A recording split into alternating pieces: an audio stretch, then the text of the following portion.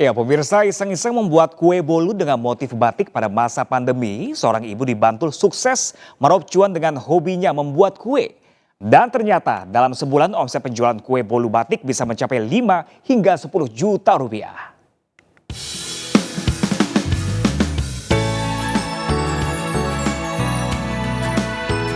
Inilah Dewi Fatima, wanita berusia 54 tahun, warga Banguntapan, Bantul, Yogyakarta, yang sukses meraup cuan berkat kreativitasnya membuat kue bolu dengan motif batik.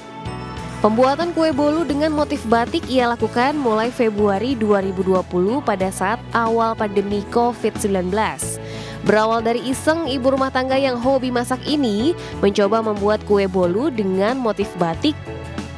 Batiknya itu gampang-gampang susah gitu, tapi kalau yang sederhana seperti kawung itu sangat mudah Pak. Tapi kalau misalnya kombinasi antara kawung sama parang, terus ada kombinasi bunga-bunga, itu agak rumit, kita butuh waktu yang agak lama.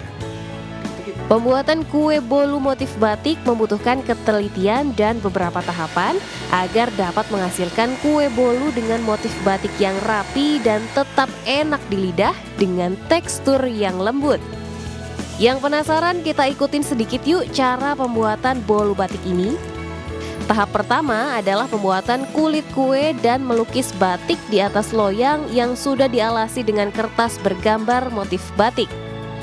Di atas kertas barulah kita mulai melukis motif batik dengan menggunakan adonan kue. Setelah kulit bolu motif batik sudah selesai dibatik dengan menggunakan campuran adonan, lanjut dikukus hingga matang. Sambil menunggu kulit bolu matang, tahap kedua membuat adonan roti isian yang akan dituang di atas kulit bolu gulung yang sudah matang. Meski cukup rumit, namun usaha pembuatan kue rumahan yang digelutinya dengan modal awal 2 juta rupiah ternyata bisa menghasilkan keuntungan yang tidak sedikit. Kalau lagi rame, kayak ada musim mantenan, itu Pak banyak sekali untuk hantaran toh Pak, itu bisa sampai 10 juta.